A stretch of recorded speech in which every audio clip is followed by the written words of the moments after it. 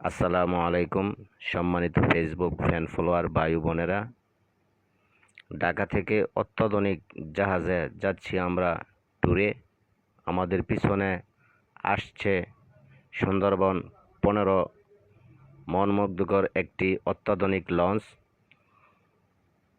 তো এইখানে যে ব্রিজটা দেখতে পাচ্ছি সেটা হচ্ছে মুন্সিগঞ্জ মক্তারপুর ব্রিজ। অসাধারণ, খুবই সুন্দর লাগছে। পাশে একটি সিমেন্ট কারখানা।